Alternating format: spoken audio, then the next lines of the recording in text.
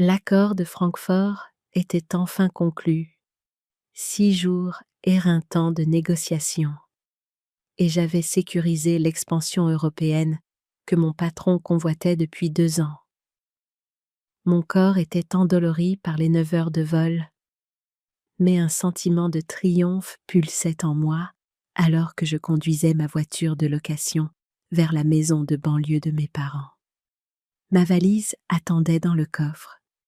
J'avais promis à maman de passer avant de rentrer à mon appartement, sachant qu'elle voudrait tout savoir sur mon voyage et probablement me gaver de quelque chose de fait maison. Le soleil couchant peignait le quartier familier de teintes ambrées alors que je tournais dans la rue des Érables. Je me suis garée dans l'allée, remarquant que papa avait enfin taillé les buissons envahissants qui flanquèrent le garage. Petite victoire. Mes escarpins noirs me serraient les pieds lorsque je suis sortie, lissant ma jupe crayon anthracite. Le vol avait froissé mon chemisier en soie, mais j'avais toujours l'allure de l'analyste financière senior qui venait de décrocher le contrat de sa carrière. J'ai souri, cherchant la télécommande du garage dans mon sac à main. J'avais entreposé ma Challenger ici pendant mon voyage. C'était plus sûr que le stationnement dans la rue près de mon immeuble. Le clic familier lorsque j'ai appuyé sur le bouton. Le vrombissement mécanique de la porte qui se levait. Puis rien d'autre que le vide là où ma voiture aurait dû être. Non, non, non. Les mots se sont bousculés dans ma tête alors que mon estomac se nouait. Le garage s'étendait devant moi, vide à l'exception de la tondeuse à gazon de papa et des outils de jardinage de maman. Mes doigts sont devenus insensibles. La télécommande a cliqueté sur le béton alors que je laissais tomber ma valise et me précipitais vers la maison. Ça ne pouvait pas arriver. Pas ma voiture. Pas ma Challenger. J'ai fait irruption par la paix, horte de service dans la cuisine. Ils m'attendaient, maman, papa et ma sœur Clara, assis autour de la table en chaîne comme s'ils organisaient une intervention. Le silence m'a frappé en premier, puis la culpabilité qui émanait de chacun d'eux. Papa ne pouvait pas croiser mon regard. Il fixait ses mains calleuses, posées à plat sur la table. « Amélie, ma chérie. » La voix de maman avait ce ton mielleux qu'elle utilisait pour annoncer les mauvaises nouvelles. « Ne réagis pas de manière excessive. Où est ma voiture ?» Les mots ont écorché ma gorge. Clara a redressé les épaules. La confiance plaquée sur son visage comme l'un de ses tutoriels de maquillage. « C'est juste temporaire, Amélie. Je te rembourserai tout. » « Rembourser quoi ?» Ma voix a baissé d'un ton, devenant dangereusement calme. « Où est ma Challenger ?» Maman a jeté un regard à papa, qui ne levait toujours pas les yeux. « Nous avons dû prendre une décision difficile, ma puce. Clara avait besoin d'un capital de départ pour son entreprise et nous l'avons emmenée au Rocher-Près-sur-Gage. Papa a finalement parlé, sa voix rauque. On en a eu 45 000 €. La pièce a basculé. Vous avez fait quoi avec ma voiture ? C'est un prêt sur gage. Pas une vente. Clara a sauté sur l'occasion. Dès que ma ligne de cosmétiques sera lancée, je te rembourserai avec les intérêts. Tu récupéreras ta voiture en un rien de temps. Mon esprit a revécu les nuits interminables, passées penchées sur des feuilles de calcul chez Capital Investissement Lyonnais. Des semaines de 70 heures pendant 6 ans d'affilée. Dire non aux vacances, à un meilleur appartement, à tout pendant que j'économisais. Je me suis souvenu des mains burinées de grand-père, guidant les miennes sur le moteur de la Challenger, d'un de ses amis quand j'avais 9 ans. Ces machines ne sont pas que des moyens de transport, ma petite Amélie. Ce sont des rêves rendus solides. Ses yeux, X s'était plissé avec une certitude absolue. Un jour, tu auras ta propre merveille. Sois juste patiente. Le jour où j'avais enfin ramené ma Challenger à la maison, des larmes avaient découlé sur mon visage. Pas seulement pour la peinture noire brillante ou le grondement du moteur, mais pour ce que cela représentait. La preuve que mes sacrifices avaient un sens. Ma start-up de cosmétiques est révolutionnaire, disait Clara, en rejetant ses cheveux par-dessus son épaule. J'ai développé une formule qui... Je me fiche que tu aies découvert la fontaine de jouvence dans un flacon. Ma voix a coupé court à son argumentaire. Cette voiture n'était pas à vous? Les lèvres de maman se sont pincées. Allons, Amélie, la famille s'entraide. Tu gagnes très bien ta vie à ton travail. Clara a besoin de cette chance pour réussir. Alors vous avez utilisé mon double de clé et ma carte grise? La trahison s'enfonçait plus profondément à chaque révélation. Vous avez commis une fraude? Papa a tressailli. Nous sommes tes parents, a contré maman. Nous avons toujours soutenu nos deux filles de manière égale. Un rire amer m'a échappé. Égal? C'est comme ça que vous appelez ça? Mon téléphone a vibré dans ma poche. Je l'ai sorti automatiquement, jetant un œil à la notification. Ma compagnie d'assurance m'alertait d'un gage placé sur mon véhicule. La glace a remplacé le feu dans mes veines. Ce n'était pas seulement une question d'argent. Ce n'était même pas seulement une question de la voiture de mes rêves. C'était une question de respect, quelque chose que ma famille ne m'avait jamais accordé. Vous avez 30 jours, ai-je dit, ma voix plus stable que je ne me sentais. 30 jours pour récupérer ma voiture ou je porte plainte pour fraude et vol. Plainte? A haleté maman. Contre ta propre famille? Une famille ne se vole pas. Je me suis tournée vers la porte. 30 jours. Leurs expressions choquées m'ont suivi. Vis alors que je sortais, claquant la porte avec assez de force pour faire trembler les photos de famille sur le mur. Des photos qui semblaient soudainement être de la fiction.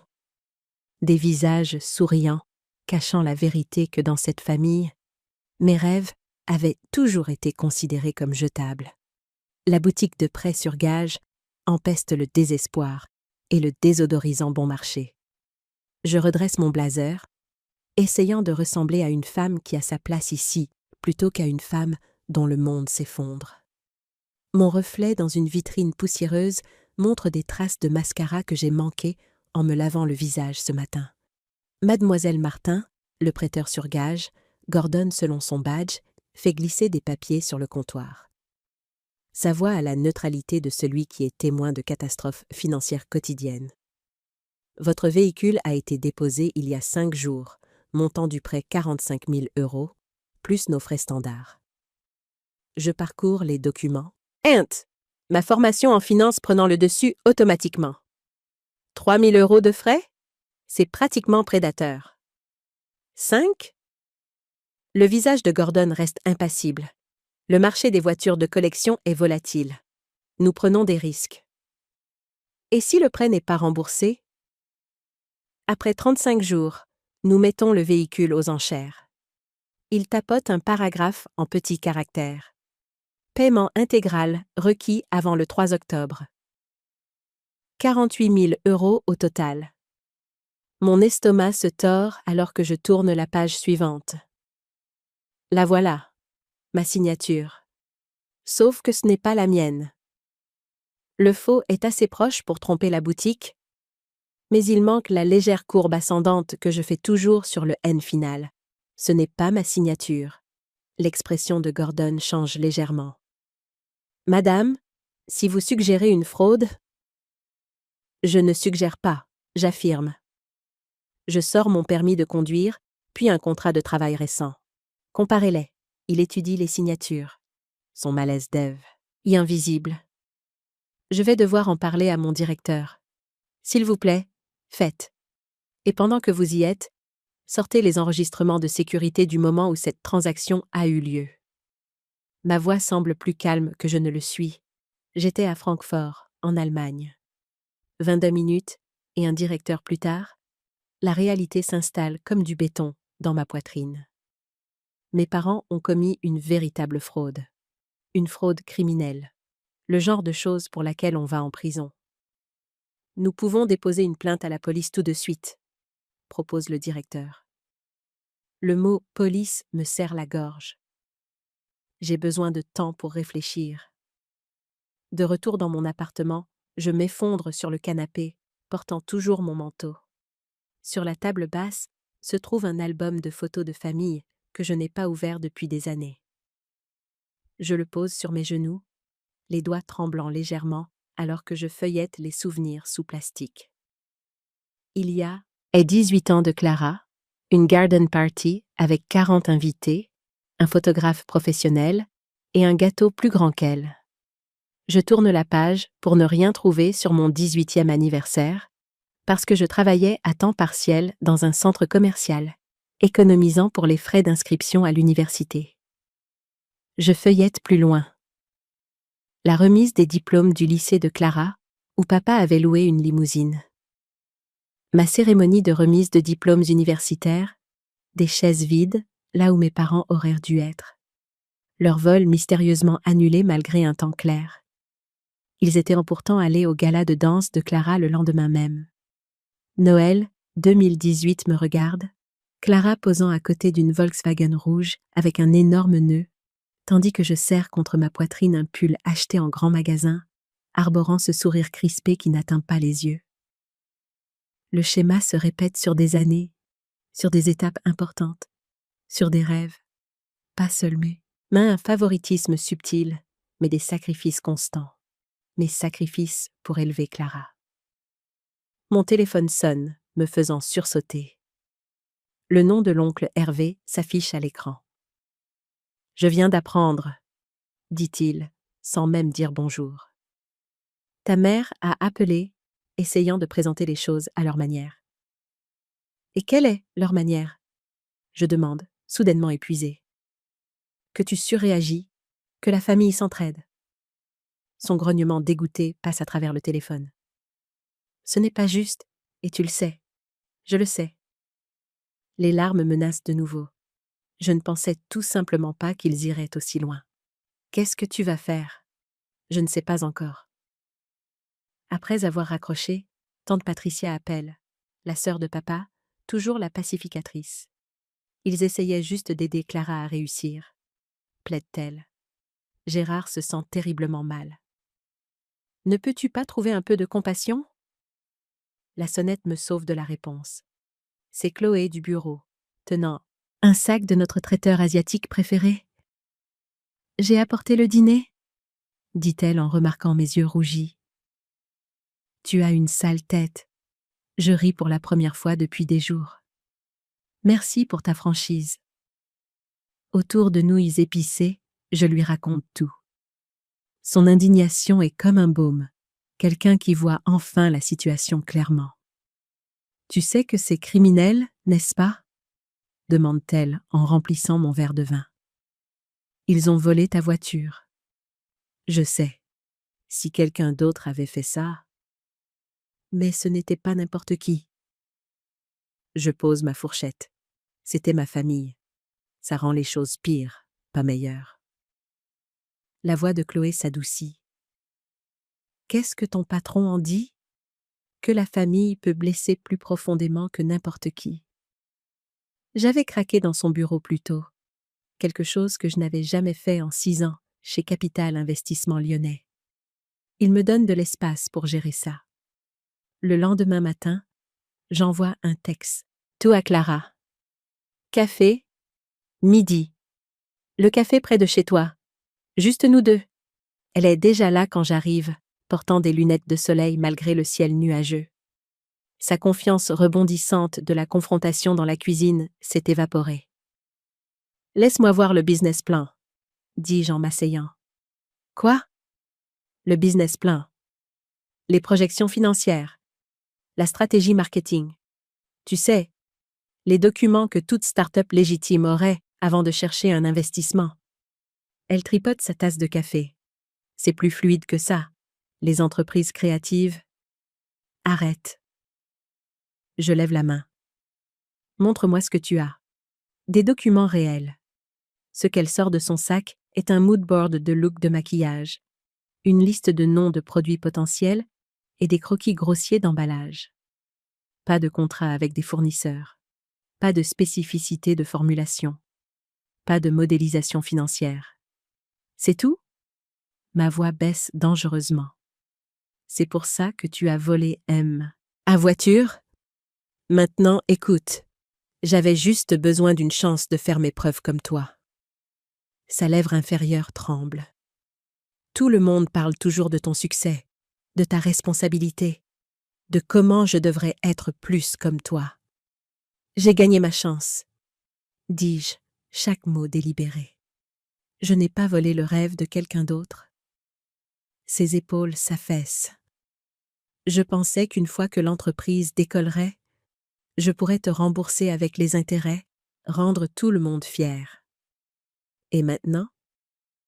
La première livraison est arrivée hier. Elle enlève ses lunettes de soleil, révélant des yeux bouffis. La moitié des contenants étaient fissurés. Les clients se plaignent déjà en ligne. La formule se sépare après quelques heures. Sa voix se brise. Tout s'effondre. Mon téléphone vibre avec un texto. De Clara. Je la regarde, confuse, puis je regarde à nouveau mon téléphone. J'ai besoin de plus d'argent pour arranger ça. Juste un peu plus. S'il te plaît, Amélie, je suis désespérée. Elle me regarde le lire, son expression suppliante. Je pose mon téléphone face contre la table. Pas un centime de plus, dis-je. Tu arranges ça? Ou nous perdons tous? Son visage se décompose. Je ne sais pas comment. Pendant un instant dangereux, je sens l'ancienne attraction, l'attente familiale que je vais nettoyer le gâchis, résoudre le problème, être la responsable. Puis, je me souviens de mon garage vide et de la signature falsifiée. Tu as intérêt à trouver une solution rapidement, dis-je en me levant. Le temps presse. 10 jours après la révélation du garage, l'entreprise de Clara est en ruine.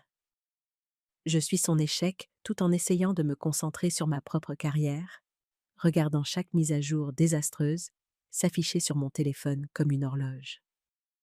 Jour 3. Les fournisseurs refusent de nouvelles livraisons après des paiements refusés. Jour 5. Les demandes de remboursement inondent CR. ESO sociaux. Jour 7.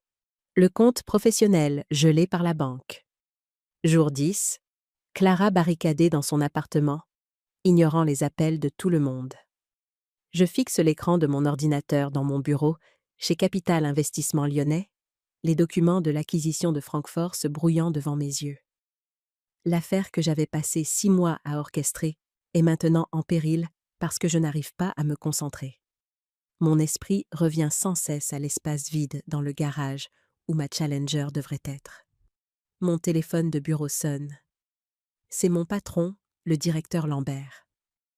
Amélie, j'ai besoin de ces projections finales pour 16 heures. Sa voix a cette pointe d'inquiétude qui a grandi au cours de la semaine passée. Vous avez l'air épuisé. Tout va bien à la maison? Je force un sourire professionnel dans ma voix. Tout va bien. Vous aurez ces projections d'ici 1 heure. Le mensonge a un goût amer. Rien ne va bien. Ma famille m'a trahi. L'entreprise de ma sœur implose, et ma carrière pourrait suivre si je ne parviens pas à mieux compartimenter. Quand le dimanche arrive, je gare ma voiture de location sur le trottoir devant la maison de mes parents, au lieu de l'allée. Une petite rébellion, mais elle me semble nécessaire. L'odeur familière du bœuf bourguignon, l'offrande de paix de maman, flotte depuis la cuisine alors que j'entre. Papa est assis à table, les épaules affaissées sous un poids invisible. Maman s'affaire avec les assiettes en porcelaine, les bonnes, réservées pour Noël, et les crises. Clara arrive en retard, ses lunettes de soleil de créateur cachant des yeux bouffis, sa démarche assurée remplacée par quelque chose de plus lent, de plus petit. « Mangeons pendant que c'est chaud », dit maman en servant papa en premier, comme toujours. Nous nous asseyons en silence, rompus seulement par le grattement des fourchettes contre les assiettes. Je couds, peu ma viande en carrés précis, me concentrant sur la pression du couteau contre la céramique pour ne pas crier. Maman craque la première. Clara a des difficultés avec son entreprise. Elle tapote la main de Clara. Tout le monde échoue parfois. Je pose ma fourchette. Il ne s'agit pas d'échec. Il s'agit de volume. Nous pensions aider, dit papa doucement, les premiers mots qu'il a prononcés depuis mon arrivée. Ses mains burinées tremblent légèrement alors qu'il attrape son verre d'eau. Nous voulions que Clara ait sa chance. À mes dépens, les mots sortent plus vifs que prévu, tranchant dans la prétention. Vous n'avez pas seulement pris une voiture, vous avez pris tout ce qu'elle représentait. Clara tressaille. Ma chérie, ce n'est qu'un véhicule, commence maman. C'était 6 ans d'heures supplémentaires et de vacances manquées. C'était l'héritage de grand-père. C'était la seule chose que j'avais qui prouvait que tous mes sacrifices avaient un sens. SS. Ma voix reste stable, tandis que quelque chose de sauvage et de blessé se débat dans ma poitrine. Et vous l'avez prise sans une seconde de réflexion. On sonne à la porte.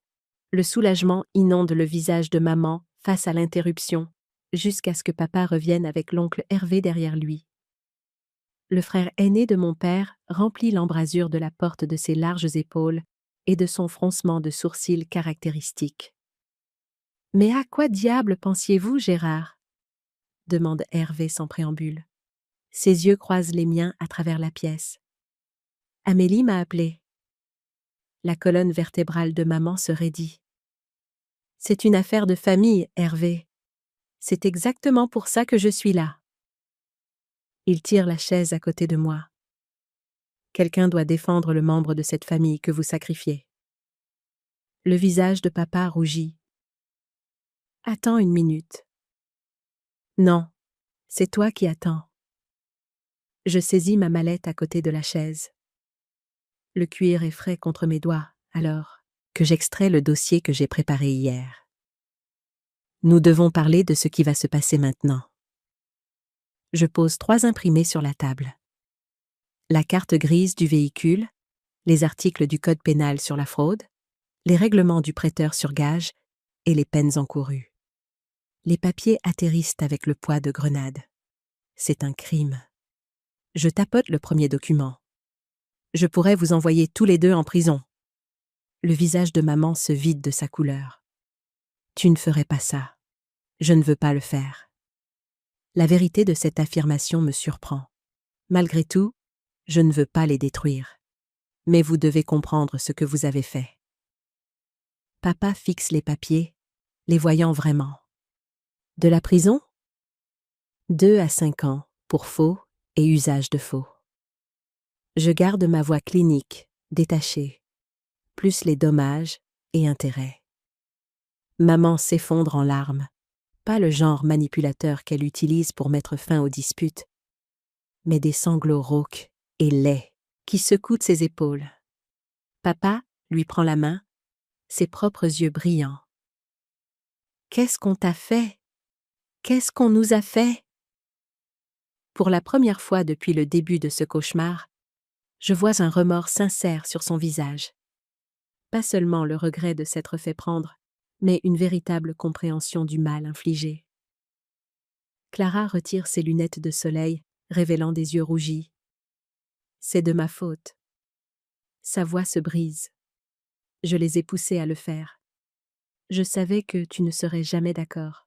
Alors je les ai convaincus que c'était temporaire, que tu comprendrais une fois que mon entreprise décollerait.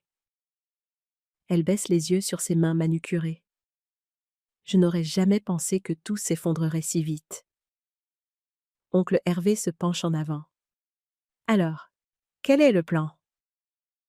Parce que ce prêteur sur gage n'attendra pas éternellement. 25 jours, je confirme. Ensuite, ils vendent la voiture aux enchères. Maman tamponne ses yeux.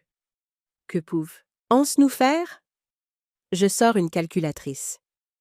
Nous devons déterminer de quelles ressources nous disposons. Pendant l'heure qui suit, nous évaluons nos options. Papa pense qu'ils peuvent obtenir une ligne de crédit hypothécaire de 30 000 €, Mais cela prendra 2 semaines pour être traité. Clara accepte de vendre sa BMW et de vider son compte d'épargne, ce qui pourrait rapporter 12 000 € de plus. Je m'engage à contre-cœur à verser 6 000 € de mon fonds d'urgence. Oncle Hervé observe cette comptabilité avec des yeux plissés. « Je peux vous prêter 5 000 €, dit-il finalement, mais seulement parce qu'Amélie ne devrait pas avoir à payer pour ce gâchis. Le calcul est brutal. Même en mettant tout en commun, il nous faudra 15 jours avant de pouvoir rassembler la totalité du montant. Et le prêteur sur gage exige un acompte immédiat de 15 000 € pour suspendre la procédure d'enchère.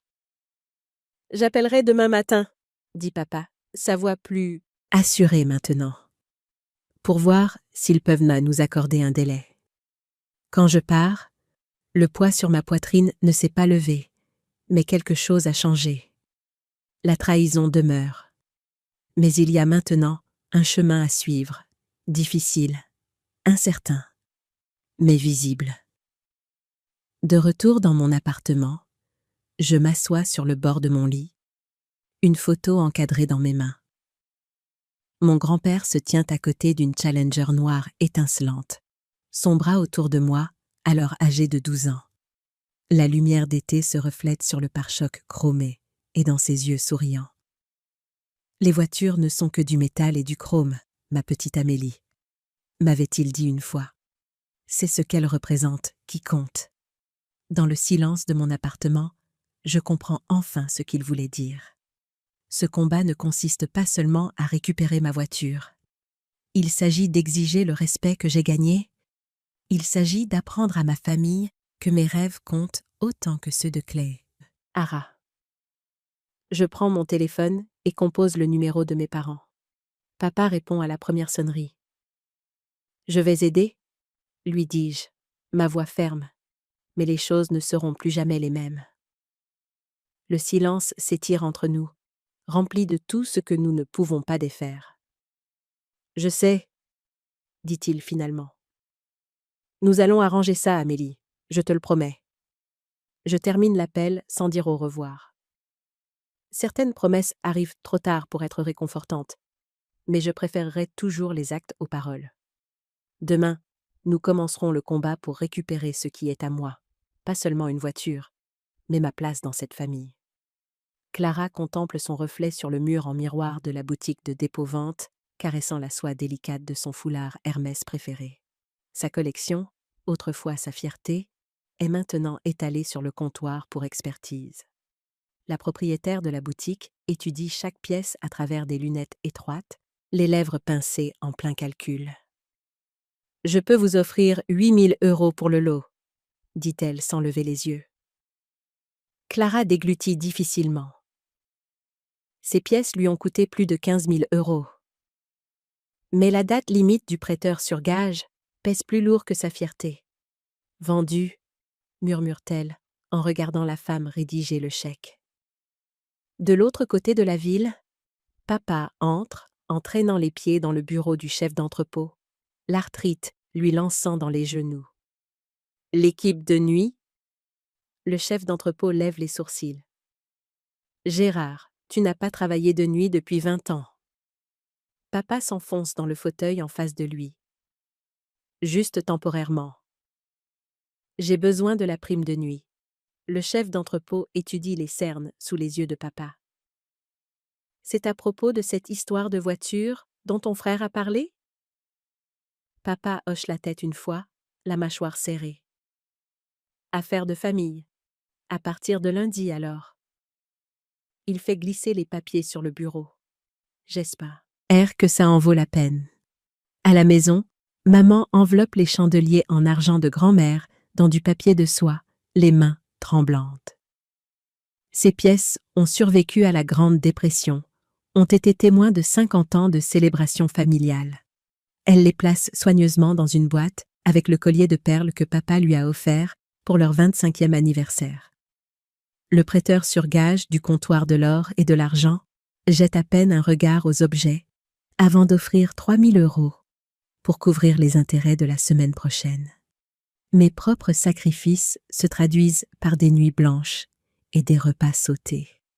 L'expansion à Francfort exige une attention constante. Mais je prends des dossiers supplémentaires visant la prime de performance qui, soudainement, fait la différence entre la rédemption et la ruine. Le reçu de l'acompte du rocher prêt sur gage est posé sur mon bureau. Preuve que nos 15 000 € initiaux ont reporté la veine. Aux enchères. Une petite victoire creusée par la dernière lettre de la banque. Approbation du prêt hypothécaire retardé en attendant l'évaluation de la propriété. Ils font de vrais progrès, dit Chloé autour d'un plat à emporter dans mon bureau. Ta sœur m'a appelé. Je lève les yeux de mes feuilles de calcul, surprise. Elle t'a appelé? Elle voulait savoir si le groupe financier recrutait pour des postes de débutants. Chloé enroule des nouilles autour de sa fourchette. J'étais stupéfaite. Plus tard cette semaine-là, j'aperçois Clara de l'autre côté de l'aire de restauration du centre commercial, à peine reconnaissable dans un simple pantalon noir et une chemise blanche. Pas de marque de créateur, pas de bijoux ostentatoires. Elle se balance nerveusement devant l'entrée des employés des Galeries Lafayette. Son premier jour. Quand mon téléphone sonne ce soir-là, sa voix semble plus petite que je ne l'ai jamais entendue. Je n'avais aucune idée. Ces mots s'étranglent. 8 heures debout, à sourire à des gens qui me traitent comme un meuble, et toi, tu travailles 70 heures par semaine depuis des années. Je m'appuie contre le comptoir de ma cuisine, ne sachant que dire. Toutes ces fois où je t'ai traitée d'ennuyeuse parce que tu annulais nos plans, continue-t-elle. Tu n'étais pas ennuyeuse. Tu étais responsable. 3 jours plus tard, nous nous retrouvons au café à mi-chemin entre nos appartements. Clara commande un café noir simple au lieu de sa concoction compliquée habituelle. Son maquillage est subtil, ses ongles courts et non vernis. J'étais capricieuse et égoïste, dit-elle sans préambule. Je suis tellement désolée, Amélie. Pas seulement pour la voiture, pour tout. J'enveloppe mes mains autour de ma tasse, sentant la chaleur s'infiltrer dans mes paumes. De belles paroles, Clara. Je sais. Elle hoche la tête, les yeux fixes. Les actes sont plus éloquents? Un de ces.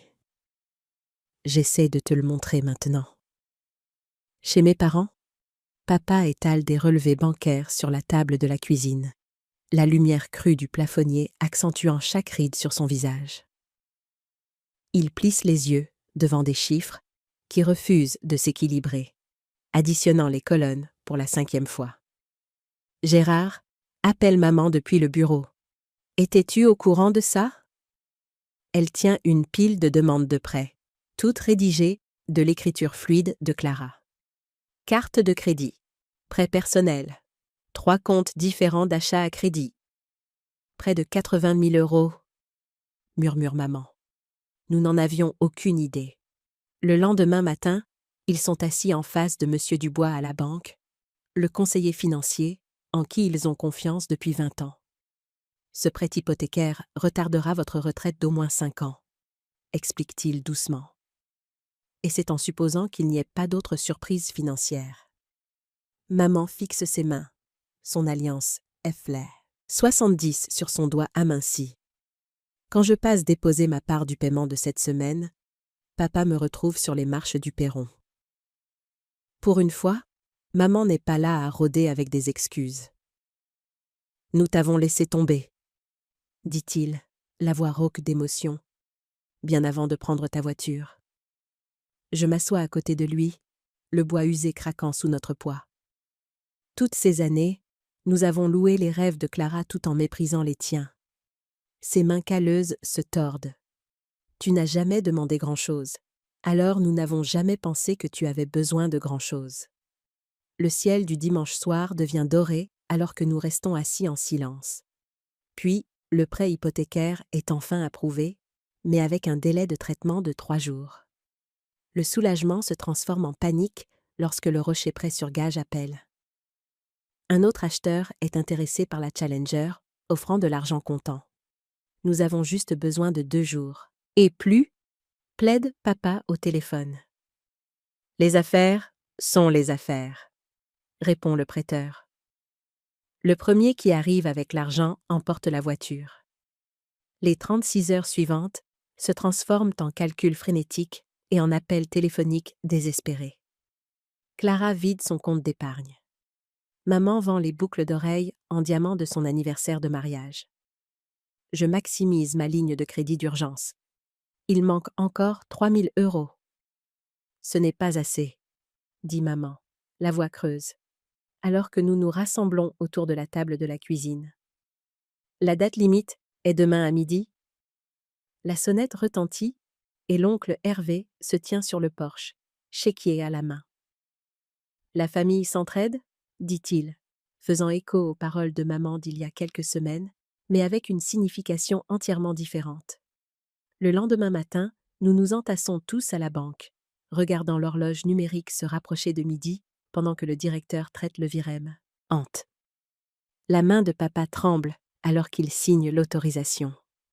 À 11h42, la confirmation apparaît à l'écran. Paiement reçu. Pour la première fois depuis des semaines, nous respirons. Le soleil matinal se reflète sur les chromes de ma Challenger, alors que je me tiens devant le rocher prêt sur gage, serrant le reçu dans ma paume moite. Après 30 jours de sacrifices familiaux, de disputes et de larmes suffisantes pour remplir un fleuve, nous avons rassemblé les 48 000 €. Chaque centime compté. Ma gorge se serre alors que je pousse la porte vitrée. Le même prêteur sur gage qui a pris ma voiture est assis derrière le comptoir, les sourcils se levant en signe de reconnaissance. « Mademoiselle Martin ?» dit-il en faisant glisser des papiers sur le comptoir. « Vous venez pour votre véhicule. » J'acquiesce, incapable de faire confiance à ma voix. Ma signature me semble étrangère alors que je la griffonne sur chaque ligne, le stylo tremblant entre mes doigts. Le prêteur compte le chèque de banque 2 fois avant de me tendre un dossier contenant ma carte grise et un jeu de clés. « Tout est en ordre, » dit-il, mais je l'entends à peine. Mes mains tremblent si fort que je manque de faire tomber les clés. Le métal froid contre ma paume, le poids familier que je pensais ne plus jamais sentir.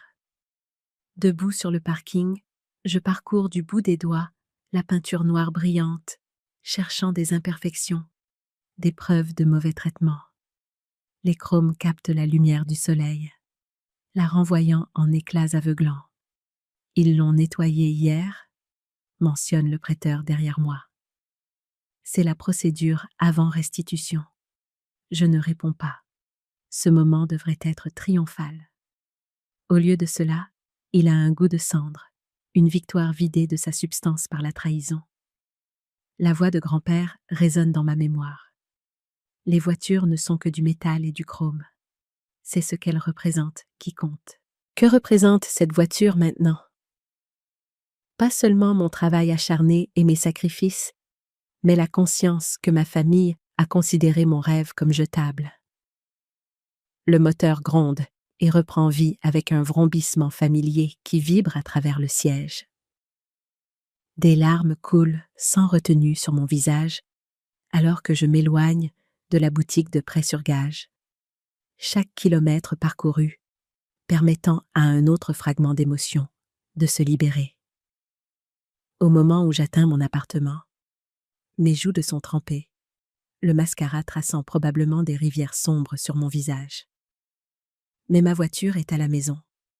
3 jours plus tard, mon téléphone vibre avec un texto de maman. Dîner dimanche, 17 hours. Ton père fait griller des côtes de bœuf. L'invitation tombe comme une pierre dans mon estomac. J'envisage de décliner, mais je réponds par un simple « je serai là ».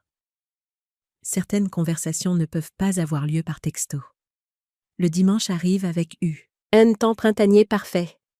Le moteur de la Challenger annonce mon arrivée avant même que je ne tourne dans leur allée. Papa se tient près du barbecue, la spatule figée en l'air alors que je me gare. Maman apparaît sur le seuil, tripotant un torchon entre ses mains. Le dîner est un exercice de silence gêné, ponctué de demandes pour passer les pommes de terre ou de commentaires sur la météo. Clara picore sa nourriture, les yeux baissés.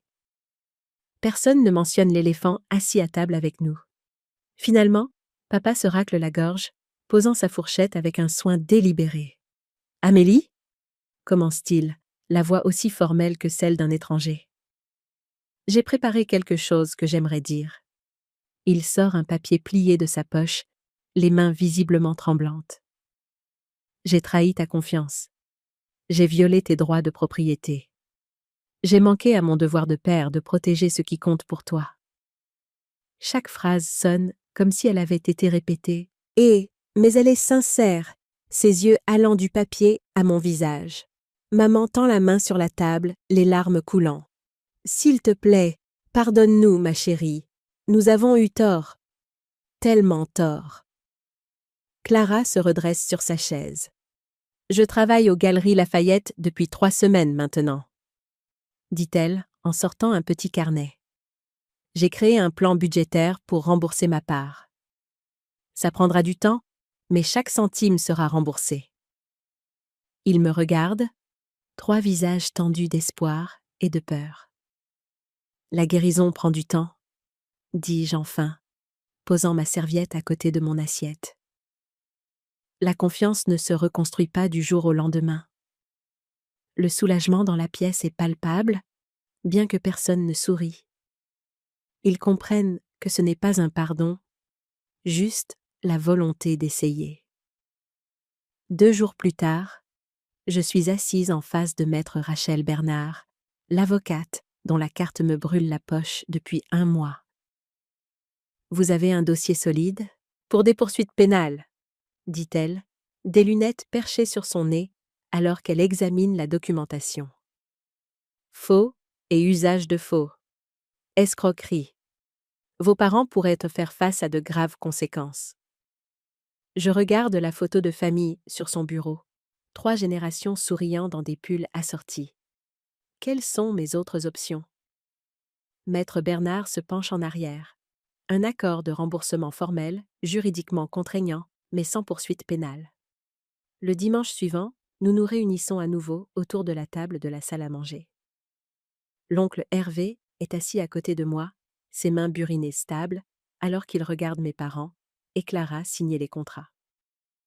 Des paiements mensuels pendant 2 ans, j'explique, la voix plus assurée que je ne le suis, avec intérêt. La main de papa tremble en signant, mais ses yeux croisent les miens sans ciller. Nous honorerons cet accord, Amélie. Chaque clause. Le changement des et pouvoir est indéniable.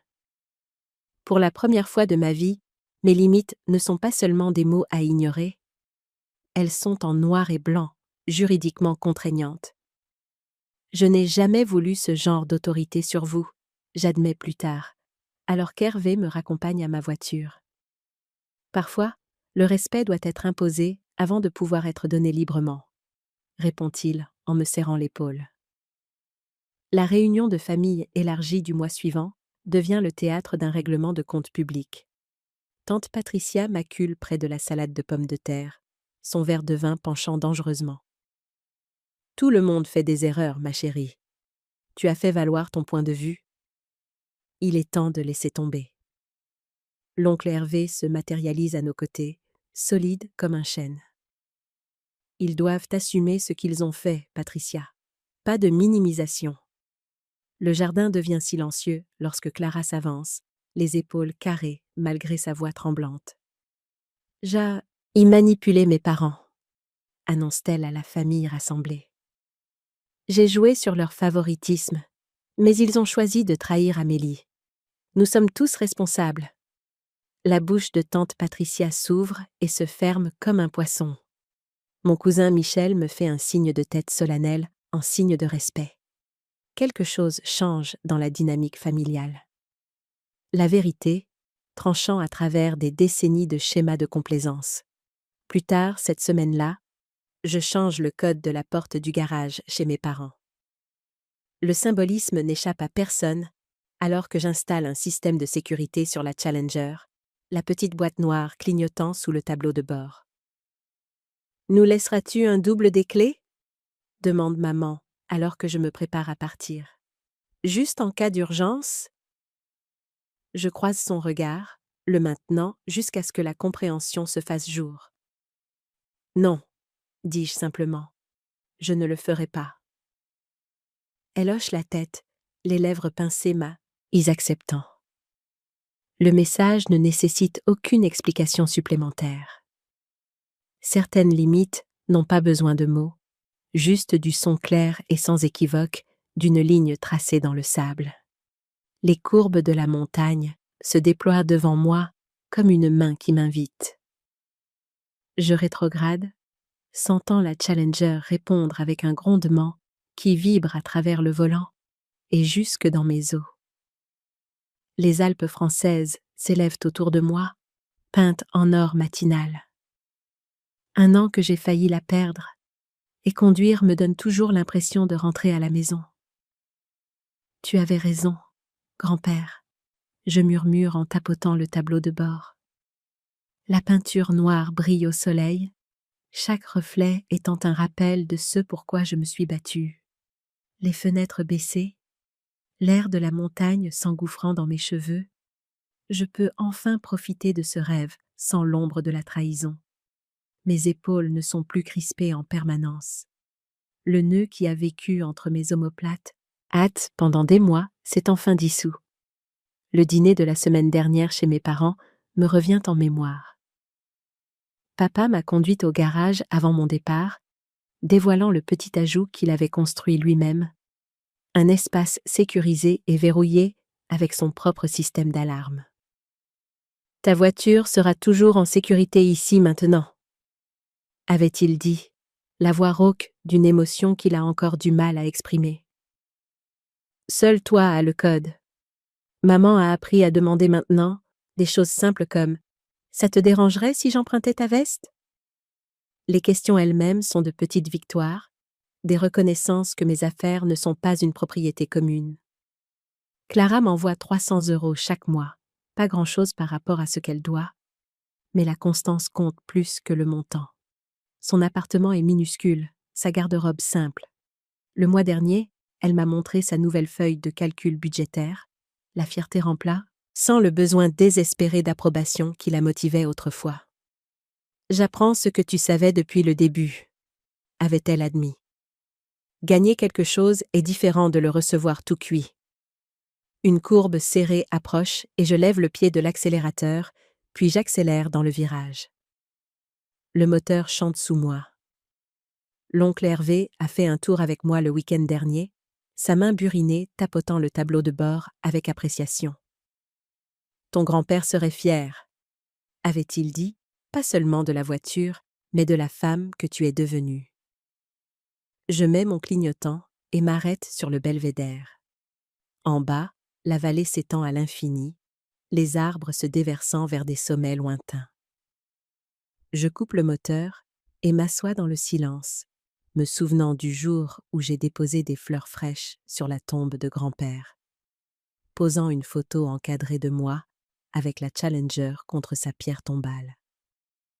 Je comprends maintenant, lui avais-je dit, certains rêves coûtent plus que de l'argent.